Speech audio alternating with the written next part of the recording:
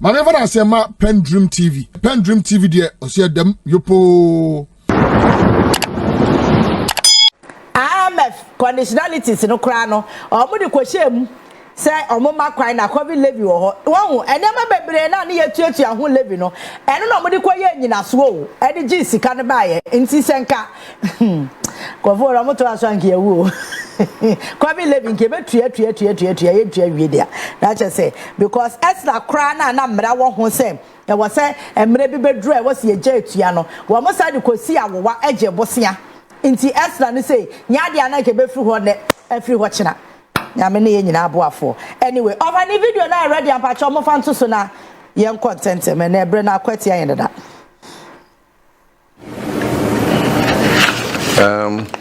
this is the COVID Health Recovery Levy Repeal Act 2025 and that's mine to repeal the COVID levy. Promise made, promise delivered.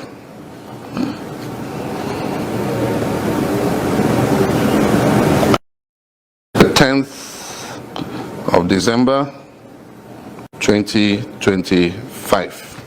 Signed.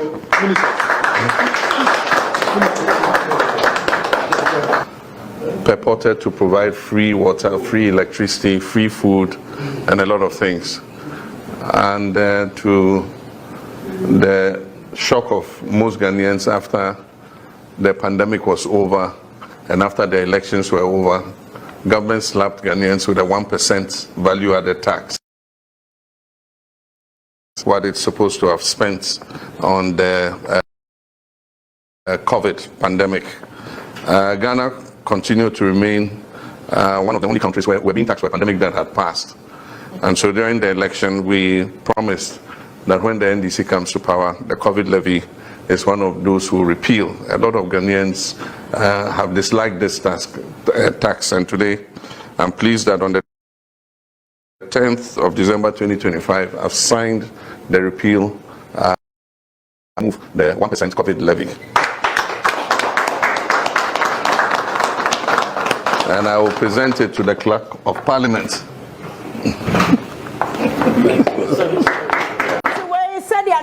So Jubilee House and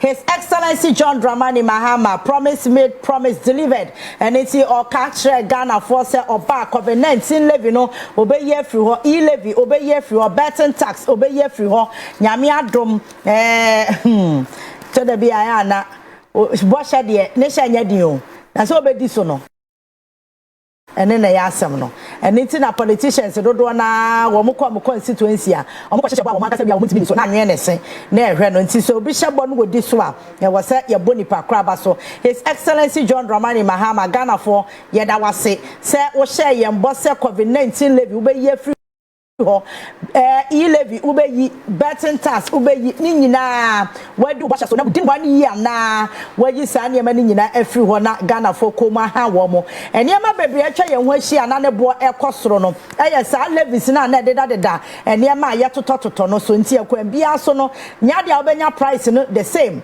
okọ portal sa COVID-19 levy no say ye wo mu nchichemu be se mienu osamiensa enti levy ba ko ni achembe mienu na wutua enti say importer na kofa no wo de ba ye final consumers no eye den ye wo so oche no di guso ye besre gutafo nyame adom akira kra wo say achi guta ne no mudi nkomo we ya aba ne say na nyame ya adom afiti next year ade no betake effect no ya hwe ya enya de a wo beti nyama so ayo na nipa no ba be ka kire say old stock enso bro nya be old stock ni nyina ye beto enti the free January ko bia na eye new stock enti aniama la levy no deda so na ama ne boa no ewo soro no ewo samo so mo boa ye na mo te so ewo me say Ghana ye ni price control, and that's the reason why you ready for the to be amutwa ye di no Ghana ni price control enti obi a hye ne tokron ba bia ofa ade na se ne osi pa no beton no enti ye besre say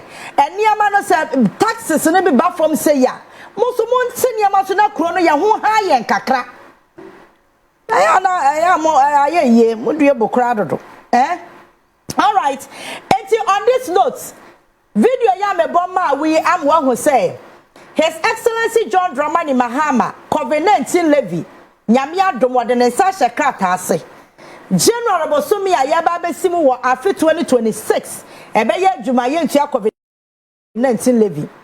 Trouble constituency mon from MP na mo indicate no. Mon from MP na mo to abama no no. Na mo nkyira na de because okọ parliament na ye ka se yakoye orientation ama aba freshfo na omunim chamber ho said ya omuniema sikọ standing orders any said omo ye omuniema e wo parliament wo no. Led by Afenyo-Markin, omo boycott orientation na course wo ho no. Omo akọ. Eti nyama bebre na mo hu se sa trouble MP no any sa ma jerry ne ye e wo parliament wo no. Is the lack of orientation na omo anko no. And omo leaders no so omo nya ready so omo kire omade o. Eti omo nya ka se wo yo omo nya dede no omo ye dede. Mo pia table no omo pia table. Omo orientation ko me hu se the parliament and as a chamber ho omo ye omo niema in order. Trouble for mon from MP na mon kancha ne se de wa bon no afei na COVID-19 levy no ye kan budget a se yanje budget ni ntumu emma budget ni starting running the following year sa taxes ni niema na ye kan wasem wo budget ni mu se ye twam no enye adwuma se wa bon onima de ene wonya na dwun so obesua de we me kase wa bon obekase ma ye no ba wa bon me kwa me kura me ni parliament wo no minim sese ye kan budget ni ye ka cho se ebia 2022 budget 2023 budget ni ye kan budget no ebia the previous year e kira wo se parliament me for budget ni nyina eno na no mo pass ya omo ye dede wo chamber ho so omo mpene na nyankopon ye yadom a majority forecast say mo mpino ye be pass sa budget ni agency ni department any ministry budget eno na wo so mo ya na mrahye tum and so na the following financial year no ashase Trouble MP Wabon to the study say onim say ye ka say 2026 financial year budget no e kire say January na budget be start year adwumanti also ono ye business woman mini business kro ye na business woman na Wabon say ya wonim say ye cancel tax bia e was say for process mu na time e was say shase no na be ye adwuma na be gina say me ye business woman metimi ama receipt anada meti akobi levy Wabon papa Wabon na we ya mu ye de kire say ye nyina ka kire ye betimi akoche mba hobi oh ma bon rodo wetimi a full member of parliament what na chamber me a kind budget a kire we say 2026 budget no abegina ho national television so grant interview me want receipt e kire say COVID levy ye ntwa mu me pa cho na me kire wade so orientation ye ka sa monko mo se monko nti ye be kire made from afar na ya ono oye new MP Oyamba fresh. Anti yampadden no. Yampadden no. Me mpade no because of the leaders lechi. Emma orientation na yeka say omonko no manko. Enu nti na wonnim no. Anti na what we have gina camera ni ma grant interview and I will receipt a chesa COVID-19. She is naive. It's out of ignorance. Anyway, nti yemfa nche no. Anyway, next time Wabon enti next time won share Wabon. Brand no one no ko orientation na anko beti no o ka kire hwan po no ka kire ne say onko stand for is assembly man no say hwan wo trobu ho so betimi awini me refi ni papa tu sa chick no e de command o sa so kura nim kasa obi a wudi domanim unim kasa o kasa ya well anyama say na ma go so papa so you are not learning Monum kasa enye but obi ka ba ko pese kire mo ni postmas wo buade odidi atam me say NPP for won say o ka asem na twi o mo kakra bia de wo mutimi exaggerate asem no e ma ne yete say de waka de bi si da wo bia o so an ka asem ma ne ntwi o mo o na say wo ye de anya de e beka but obu MP nsemu ni odi ye na me ka kire say wo di nsemu a full member of parliament na wo di nsemu ni say ayan ka kire o eti me pa cho trouble MP COVID-19 levy na also wo receipt no me pa cho 2025 no wieye nyame ya adoma January 2026 and COVID-19 levy na ye fi wona start ye adwuma enra president Eden Sasha enti nyame ya adoma January wo koye wo business no na akoyi wo niema na untia COVID levy bi mu ai wa ban na de COVID levy bae aba fofra ba be ye fi ho e kire say sa ban no dwene wo ho chen wa kasa wa ban na awom why nyame nhira ho ya munsua de ya ka chem se munsua de am se ye mo ubegu when masi bedroom ye ko count ye we didi atem enche mo de mu di obi atem de ye normal omo nkrofo di obi atem omo ne sesa nipa no yo mu hero ba obi fufro ka be from other side mo nipa no mu ade it's very much interesting. I don't know democracy yefe. Arabeboa. Ma democracy yefe. Nti nyame ya dom COVID levy no. Next year nya dia ye betu abiem. COVID levy Muslim for ye hu nei. Ochina ye hu biem. Nti no Office of the Special Prosecutor and no president e comment on ho. I mean say demographic ka wasem kakra ho. Yeah. O ka ho asem. Yeah. Ya sure said yourself fan na eja. Yeah against I me say president say one ye nya adwen. But so kra no yes ye ne nya adwen. And in church mu a wode ma ye the reason why one ye nya adwen no e pass mu. What you say? But your problem your personality no ho no. Ankwanoma. Akwanoma. Oye do betimi ebre ne so a obeko. Call to scribe office of the special prosecutor. Premature. Yeah. But I say President Mahama declares demand the speeding up of prosecution. Page 3 of the Ghanaian Daily Graphica. And Boha Kujo. But Omampeni Echre Muse, and yes, a beautiful frache. Osore ya no na we you know every honum. The office of the special prosecutor now it's under scrutiny. You see, na empenifo bebre na sorry echere say yengi emfiri honum. According to President John Dramani Mahama no Peace Council abem akasa in national contest no and amombi wor me say yetumi tu asoman asana yetumi askrapo sa office of the special prosecutor no edi efionum. And say yetutu no nyina na ye fa kwan is well. That is when ebi o man pedi betimi aka say yenyi emfanye den emfiri honum. But the most important thing is this. Majority of Ghanaians aka say office of the special prosecutor ye huni awaye e discama no e twa sika ye budget do so pu na ekukuru sika tam 140 million Ghana cedis 150 million Ghana cedis na de amano na no say the budget so almost so much so 50%, majority so amount ase baya enokra na yembisa say yate so no akepa na Ghana yenye free ho. Exactly the question, because yesika susu Ghana for susu yesika ko di amanfo obi ho no ebinum aye bukata ebinum aye dwirim ye wi yesika ebi asesa ye japade afa but besi nne I don't know so bi ho no mo aye asa bi a wo de wate say bi a yetumi age e de ne age ka kire ya nye hwe enti ne e de kokotu nyina ya nye hwe e de kokoti sese kwa de ma hu se Mustafa Hamid case no wo se na bi a wo de asem kwa na fe de wo peso oyi free ho e de se wa say ye free wo de court baby fofo wo de say de court fofo enti wa hu de ama ye ne nya trust issues no e ye sa de we of asem na minim because so ye lawyer ni awaben o kire criminal law e wo law school enti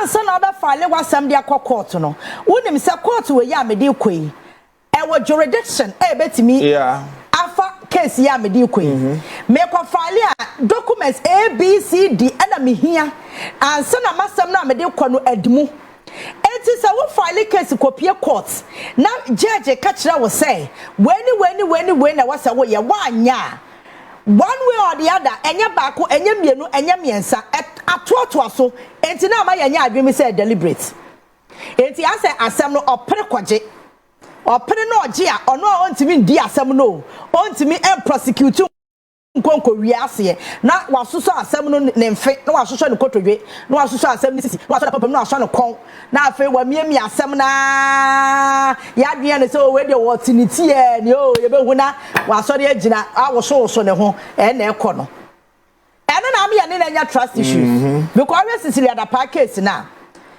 one was na almost one number of days bi na was say ne file no kra ekọ oma days ne pa ho ansa na wo file document bi na wo so de ko ye ne ba ho so na judge ne ka cha ne so asa no so kra mistakes wom ewi a kira mo so afede money laundering no mo ka ho asem ti ya fa koma yoko into what was that assembly yeah. Assembly is zigzag. Yeah, and it da ho you can say a boapayo. It's your name was a boapayo. What should I? Boapayo because I hope as I speak to you, watch that dear our Makola or a criminal law lecturer. It's your chest on him. The chest on him. Wonim Embãrrãsses what Embãrrãsses wonim Umrano, but a Camilla said the amount for cancer and me yajatum. So why ain't you high Makano for the Atakura Ebubain? Where you from Yagudu? Where Jane? We declare the so extra say. Can for that to Kwa Carano. Aye. So crano. So crano. Aha. And to be on the documents what you wouldn't say what the Ghana Bonnicassi to say. So whoop a Ghana, some pan, our person only in dinner cry. And to go back can for that time. Dabida. Now we are no about my excuse to say, Samreno, na ya bind win the Wakunyaso. And airport also no money staff for her and I money to me cram what the best stop it. It is never true. I mean, say Papa no can say it is never true. Yeah, we can draw a conclusion. Say on ye na june say ebia obedi Papa. Exactly the point. Because yeah, I mean kind of crunch though. Yeah, the we say ye need to form. And we interact with a lot of people. I work from no. And Ghanaians will tell you, say, near Nams were the Twaba, Emma, NDC, and His Excellency John Dramani Mahama. And he said, in their minds, what my dream mono, what must you say? A month will be the Ghana dream, Afghana, Sika, Afghana, Japadi. Listen, let me tell you. I don't pay, I will be sorry. Will be in near Wakwakodio. Yeah.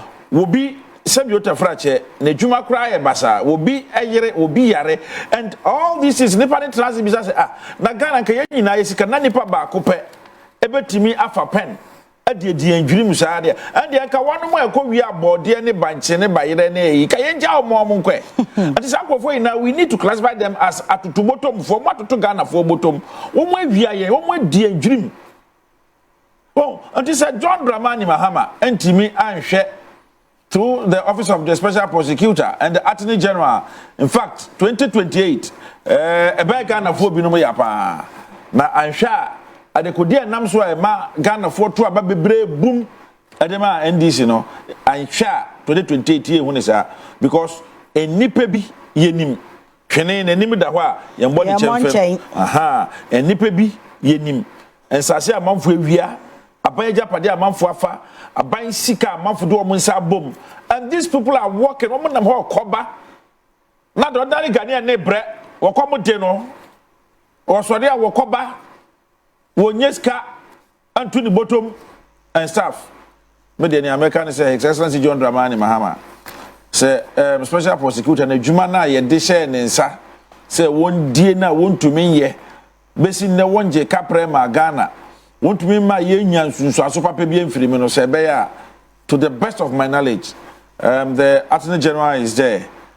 You bet me empower afa staff honum. Na specially ya momo amande to almost say momo juma nie this is your job specification, your job description. Munye juma we yi mayen. Na nyoma e wa amanfo trim no emfiri ho. Because no obi aka say John eka say oba beji japadia amanfo ewi amayen. Enti wonje mayen na ya bill honorable Afenyo-Markin ene honorable Mahama Yarga draft here. Almost some more can consolidate all corruption prosecution under the Attorney General to enhance efficiency, accountability, coordination, and prudent use of public resources.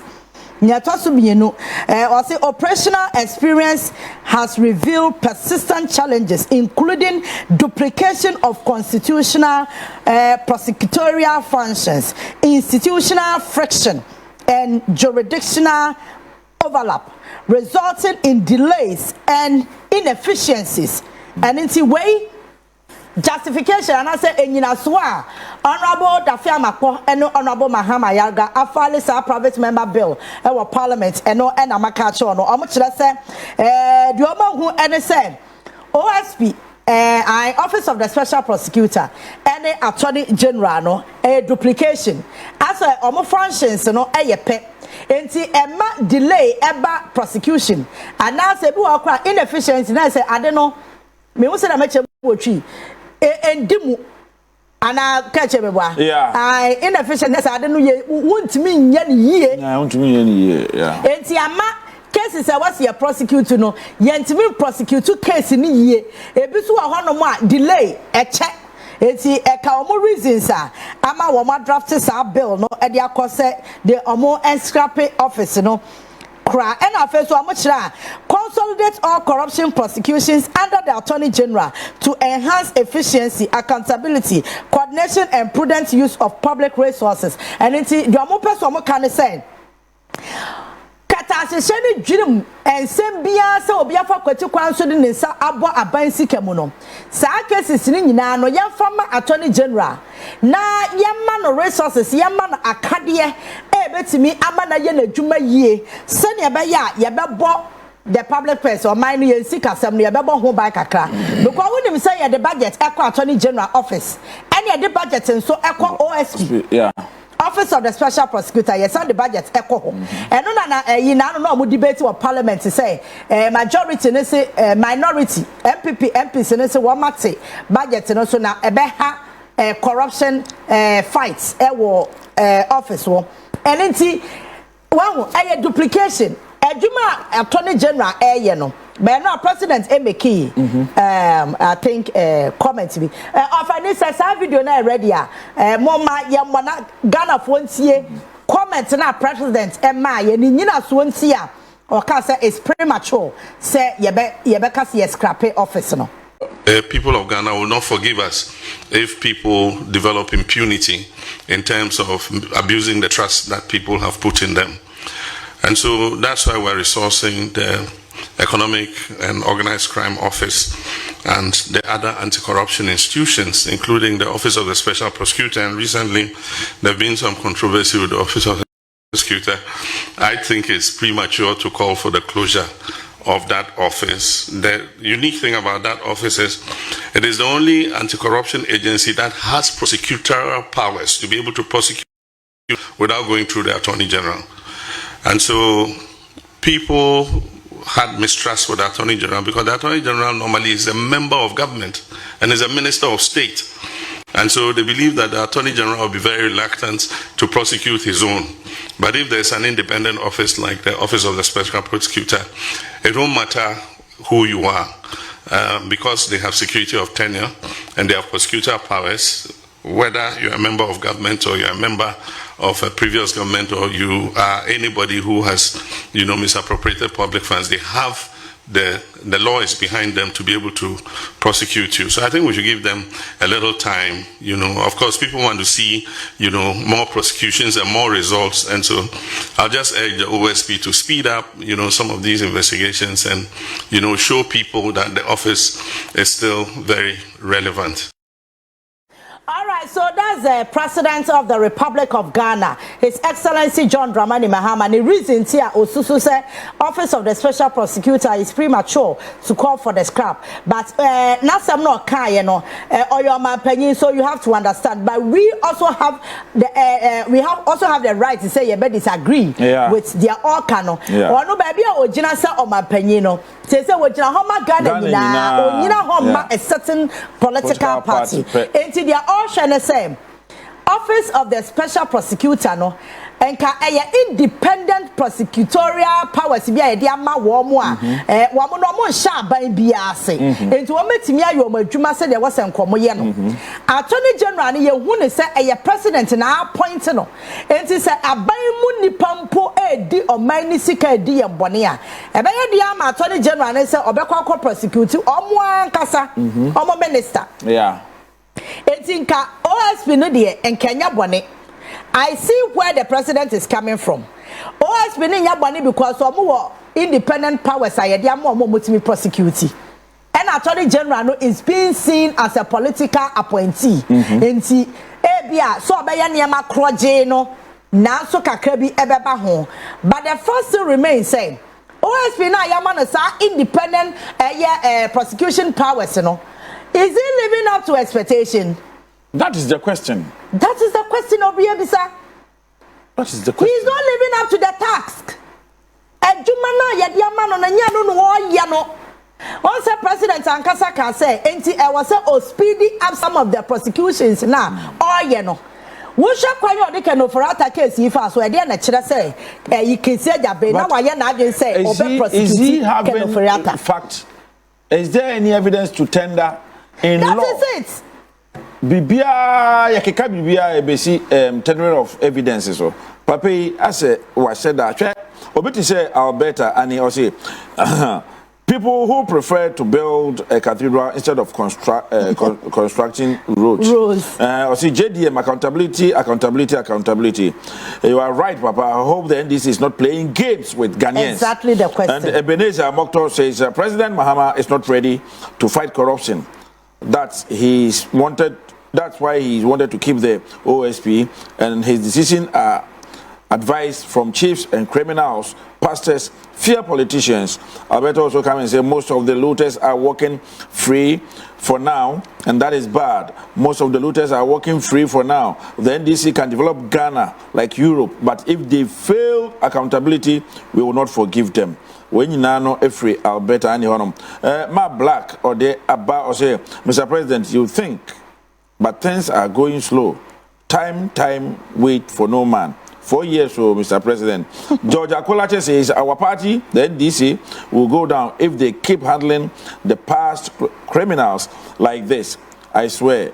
And we, the members of the NDC, cannot sit to see our party to go to opposition. The leaders must sit up and the looters and look sharp. And George Akolache and so dear banano. And I also want to say, Obia, you know what? Accountability. Yeah, accountability. Because you need to apply your wisdom for what we are in. Yeah. Well, me, I'm of the view say, Obinya access to a mine, your money position, or access to a mine seeker.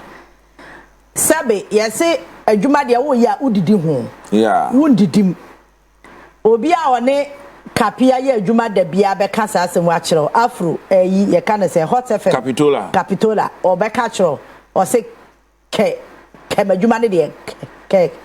Did you Kevin? What an answer, I say. What should I say? Capitola. Yes,